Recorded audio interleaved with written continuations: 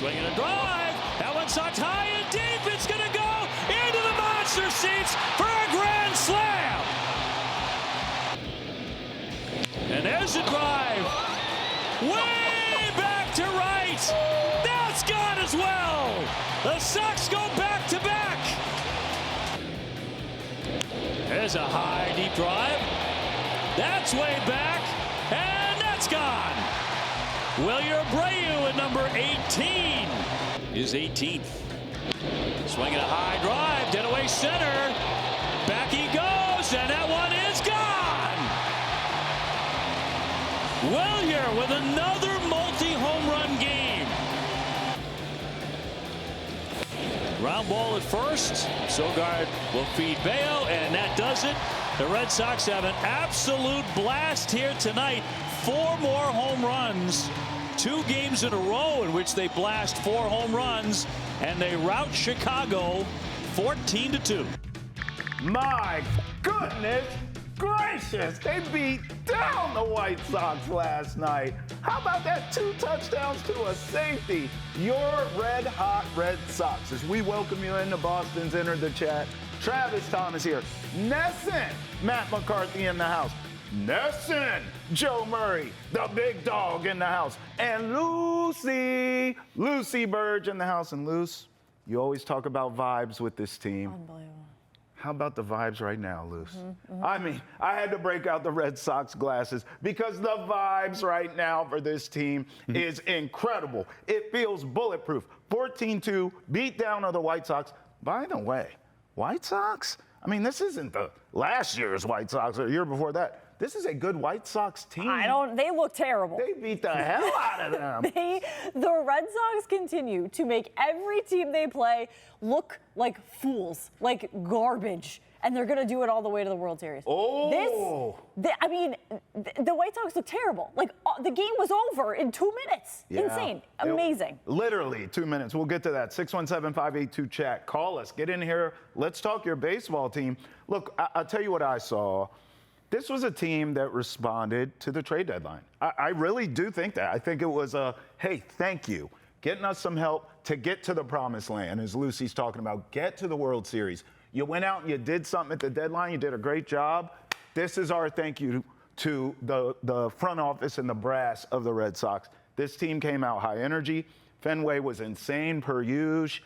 That's what happened. I think this team responded to the trade deadline. Joe, you and I have done how many shows in recent years after the Red Sox have had a lackluster trading deadline? And it goes right into the toilet. It goes right down, and they look as good as they've looked all year long. Listen, it's one night, so it's a small sample size. Those are very, very early returns.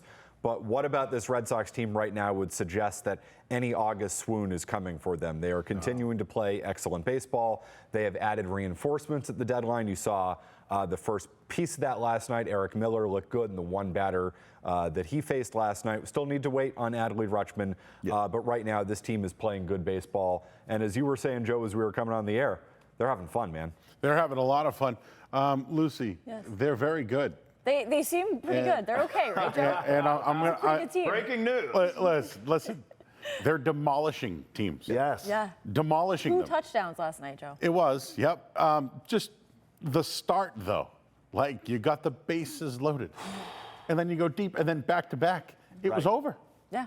The game was over. And you know how you know it was over? The White Sox left their starting pitcher hung out to dry. Yeah. And then used some other guy the rest of the night, didn't use the rest of their pitching. They knew it was over.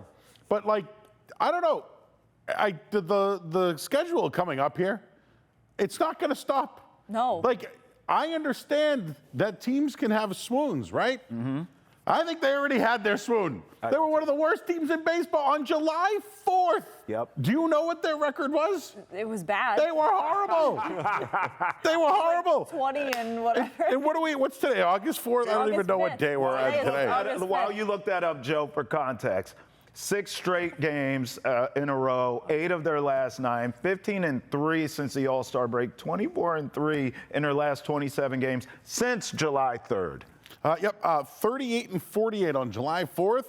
August 4th, 61-51. That's insane. They're the only team, I believe, the only team in the history of the league, I think, that has entered a month 10 games under 500 and exited it 7 games over 500. It was something like that. They're doing stuff that has either never been done before or hasn't been done since 1920. Like they're like the Shohei Ohtani of teams. It's crazy. It is amazing what they're doing right now, because they did their swoon. Sure, if they started to peter out, then you could say that was a swoon what they just had. But there is nothing about the way they're playing that suggests that this is going to stop anytime soon. And the schedule would not suggest that either, because once the White Sox are out of town, the A's come to town. Yep. The Blue Jays, who are essentially At sellers Blue at the deadline, Jays, at Pirates. Pirates. Wow. And then they'll get probably the Diamondbacks, right? Diamondbacks are having a good year. The schedule. Yeah. Schedule talk, guys? Yeah. Oh, Schedule love it. talk? Yep. They have beaten first place teams, so don't give me that anymore. Sure. Now they're going to beat up on the bad teams. Right. I already said this week. They're going to pass the Yankees, even though the Yankees won last night. Okay. They need that home field. They need it. Yeah. If they can get into the playoffs and have a playoff round at Fenway, I know that was their biggest reason why they struggled earlier this year. Sure. Now it's like they're playing at home and they can't be beat. Well, the fans are also a part of that as well. Second biggest sellout of the year last There night you go. on a Tuesday night. 617-582 first pitch. 617-582 chat. Get in here. Let's talk your baseball team. What's the conversation? Because Joe's speaking, almost to the wild card. It depends where they're at. They need home field.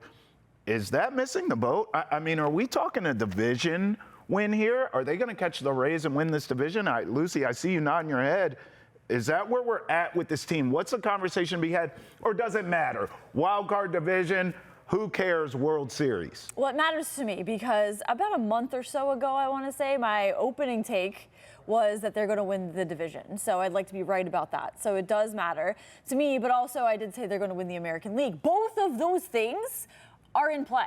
Like, neither of those things are out of the question at this point. The ceiling is the floor for this team. Like, this team is, I want to say they can't win every game, but they kind of can. Could they never lose again, this team? That's possible. If I asked you guys, one player that you could say is the reason for the turnaround. Oh. Because I got it. I see it. I know who it is. Who is it? If you had to guess, who's the guy? Durbin. Exactly. That's Caleb what I was going to Durbin. say. Yeah. I mean, he's the third highest OPS in the sport in the last month plus. Yeah. Caleb Durbin, who, I mean, let's be honest, none of us saw this coming. No. He was batting like 160 No. to start This is the a season. remarkable turnaround. We thought the Sox got fleeced. He's turned into right-handed Yordan Alvarez. He has. He really has. I mean, it's just, the guy's been absolutely ridiculous. And guys, Craig Breslow, it turns out, nailed this one, too, because, coming out of the offseason, people said, well, Contreras was a good trade, Gray was a good trade, but the Durbin trade is so bad, it's such a disaster. In the last month, the guy's been one of the best players in baseball. He's probably going to win a Gold Glove at third base. He has absolutely been all over this turnaround. It's been remarkable. Nobody saw this coming. Good for him. I would say professionalism more than anything. Without a doubt. This guy faced the media batting 167 every day. He went outside the organization to get help. Yep. They okayed it. I think things are going okay for Mr. Kid. They call him the Durbinator. Durbinator. Well, there's another one, Home Run Derby. I think that was Hogdale last night. like that that. might have been him who originated that, because that's apropos of what he has been doing and what the team has been doing. Because a grand slam. So they, I think, now have 3. I think Cedar Rafaela hit one. I know that, but I think he also hit another one earlier this year. So now they have 3 grand slams this season. So they can pile those on. That would be good. But the Caleb Durbin's turnaround is propelling this lineup, it feels like, because he has not only just increased his batting average to the moon, but they're doing this kind of on the back of him. And if he had not turned this around, I don't know where they'd be. They would not be here. He was likely days away from going to Worcester. Yeah. And now Literally. he has essentially matched his offensive output from last year. And this is what the Red Sox told us. So they were right about this. They said there is more to Caleb Durbin's game. There is some untapped potential there. And he was a rookie last year. He had 11 home runs. He was third in the Rookie of the Year voting, but he had 11 home runs. He has 11 home runs now. It's August 5th. His batting average is essentially the same as it was last year. His OPS is 2 points higher than it was last year. and he's just going up, up, up from here. So they got it right. They nailed this one. And I mean, I never saw it coming, but tip of the cap to them. They 1,000% got it right. Just to throw it in, he was batting 163 with 9 extra base hits the first 48 games this year. Oh, my God. Since then, he's batting 311, 23 extra base hits in his last 57 games. So one half of the year was 163. Yeah, right. The other half is 311. That's insane. That's like unheard of. Like the stuff that the turnarounds that they are doing just as a team and then individually. It's historic. Yeah. It's this is unheard of. Like, Yes. this is where witchcraft comes in. I don't know. I'm a believer. Telling you. Abracadabra. Abracadabra, Trev, that they're the Abracadabra Sox, because what in the world? Yeah. Like it is this something outside of this realm has bewitched them, because it's inexplicable what they're doing. Durbin last night, 2 for 3, 4 RBI, first career grand slam. Here he is with Jemai after the game. All right, thank you very much. Well, Caleb, this is the most runs that you guys have scored at Fenway Park this season, 14 runs on 15 hits. How do you describe what it's like to ignite this Fenway crowd with the offense like that? I mean, it's awesome. Coming back home after the road trip we just had, we knew it was going to be electric, and these fans were going to be going crazy, and it was a lot of fun tonight. You guys bat around in the first, you bat around in the sixth, but it really got going in that opening frame. You come in there with the bases loaded, your first career grand slam. What's the approach as you step into the box there? Man, just try to get a good pitch to hit and do something with it. Be aggressive. I know he was around the zone, so just trying to be aggressive and get a good pitch to hit.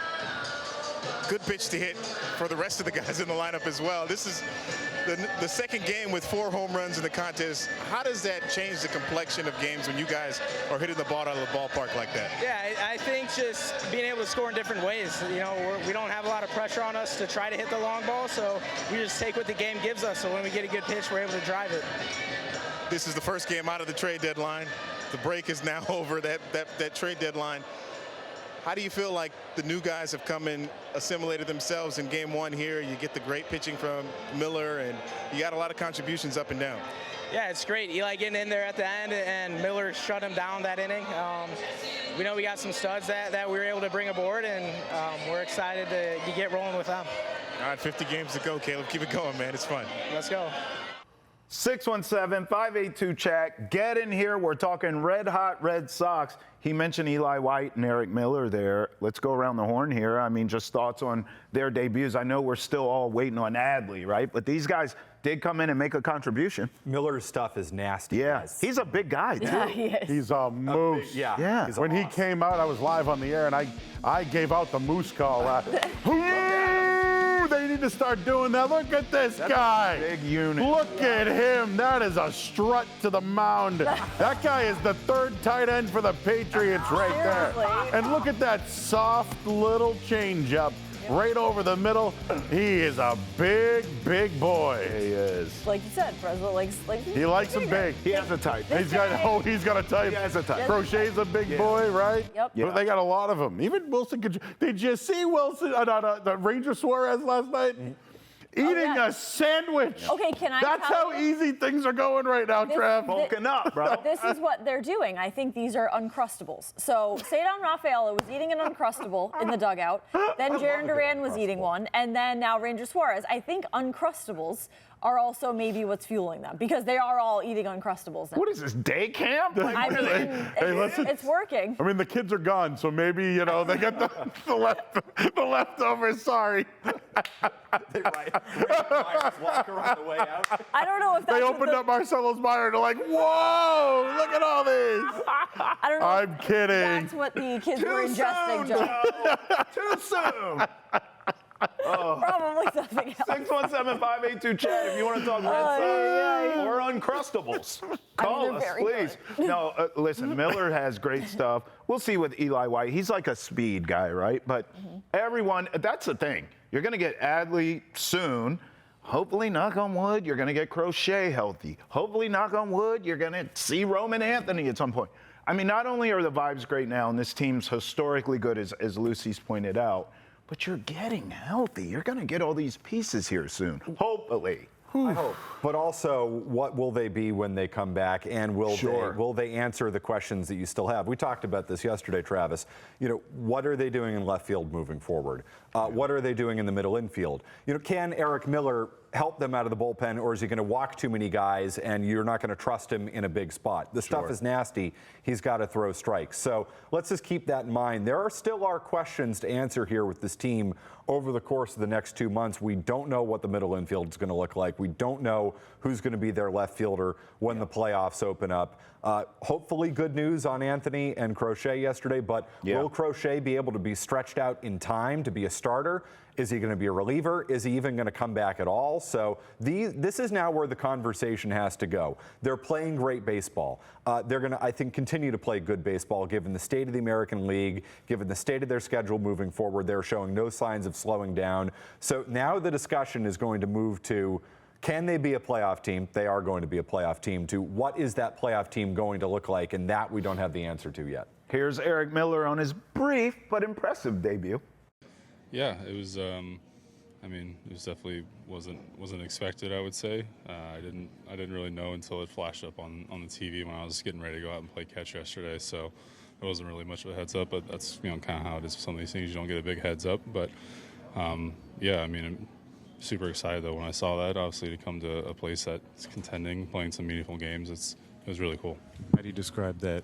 How do you describe that first outing here tonight? Yeah, I think it was good, kind of a good way to get in, get the feet wet, kind of come in, get the guy out, and then, be done with it and come back tomorrow and get ready to get after it again. But yeah, it was really cool. Obviously, kind of hear the crowd kind of cheering, running in, a little bit of a applause, kind of, knowing that I'm coming in for the first time. It was really cool. What was it like, kind of watching your new teammates tee off throughout the game? Yeah, I mean Greg and Slayton in the bullpen told me that the boys were banging and they weren't lying the first inning. They kind of told me, and right off the bat, obviously, grand slam was kind of like they looked over at me and were like, "Hey, man, we told you so." So it's a bad day to be the other team's pitchers. That's what they said, and they weren't wrong. So it was really cool. Guys, this bullpen is filthy McNasty. All off season, we talked about, starting pitching this and starting pitching that. I'm going to tell you, I mean, if these starters can go deep into these games and you get to the bullpen, it is lights out. Is that the strength of this pitching staff?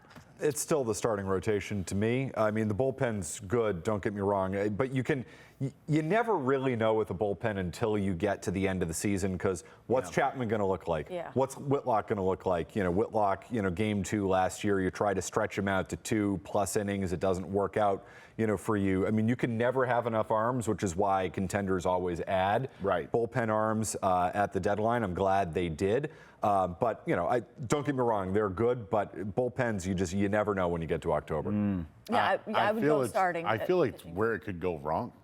Really? Yeah. No, they're playing well, and I don't want to. No, I'm not doing the whole what could go wrong. You're concerned? No, I think that I can give you reasons why I think they have this might be the best team that they've had. Like 2018, right? They went on a run. They had an 800 win percentage. Right now, their run that they're on is an 800 win percentage. They could be better than the 2018 team, which won the World Series. I think they did, right? Okay. If I remember. But that team had no bullpen, by the way. But what I'm trying to say here is, as much as I think Aroldis Chapman's a Hall of Famer, I feel the numbers have been great the last month. 0.75 ERA. And he was shaky before that. He was shaky before that. And, I mean, I don't know. Didn't he have like his best year ever last year? Yeah. I want to be serious about it. Put the games out of the way so it doesn't have to get into those situations. He's been solid, and I'm not going there. I'm just saying I'm worried.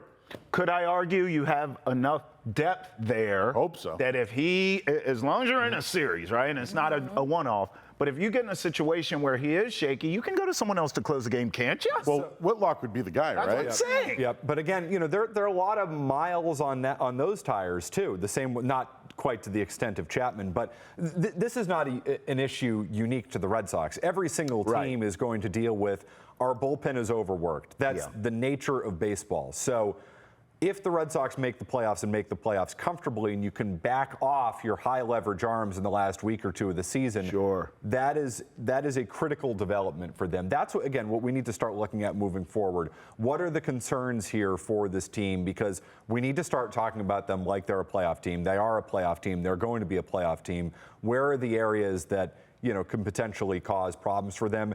There's nothing specific about this bullpen that says they will be a problem. It's just every bullpen around baseball can be a problem by the time you get to October. It's just the nature of the sport. No, absolutely. That is. I see what Joe is saying about if there is an issue with the bullpen, that could be their downfall. Yes. But I feel like that's not going to happen. I feel like every piece of this team is picking each other up, so I have no worries about that. Should that be an issue? One name we should give credit to is Brian Bayo. Yes. Last night, he had a 3-inning save. Yeah. His first save of his career, I believe. As a reliever. Speaking of the bullpen. He's pitched 42 innings out of the bullpen. His ERA, 0.64, 30 strikeouts. He has the lowest ERA by a pitcher with 35 innings or more out of the bullpen in baseball. Stuff is crazy. The turnarounds, that Brian Bayo's turnaround, Caleb Dermott's turnaround, the team's turnaround. It's wild. It is amazing what they have picked up from the ashes to be where they are right now. Bayo's is more impressive to me because he didn't give up on himself, right? It's looking like he may be a bullpen guy now. Maybe that's a discussion for another day. Like, I mean, future. But I could see where a starting pitcher saying, what do you mean? Yeah. No, I'm a starter, that's it. Right. Listen, this kid is throwing heat. I like him in the bullpen Not personally. as a starter, though. Well, So I'm saying, I know, but he was wrong. Now, even moving forward, that's me. Yeah. Maybe a discussion for another day. How do you use him now? That's what I'm saying. I think he's your long guy. He's been dominant out of the bullpen, but they haven't been a lot of leverage situations. I mean, he was great last night, but that's a 3-inning save when you're up 12 runs. I think you might have to build in guys to back up Sandoval and Tolle and Bennett because Sandoval, though, 89 pitches last night. He had 4 walks, but it didn't hurt them. No. And he had 5 strikeouts. He's the guy I think would swing to the bullpen. Like if they needed a guy as a, because he can throw hard. Yeah. He'd probably give you an inning, maybe. But I could see Bayo and Sandoval being backups, meaning Tolle, Bennett, because those innings, they've never pitched this many innings. Pitching's their biggest strength, everyone that's watching. We're not saying it's not.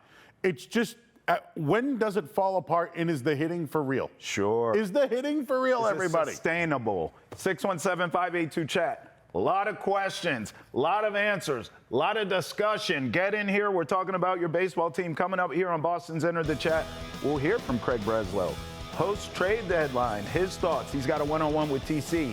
Next, right here on Boston's Enter the Chat. And don't miss our women's celebration game broadcast spotlighting the women shaping the game in front of the camera and behind the scenes. Tune in tonight right after us at 6, only on NESN and streaming on NESN 360.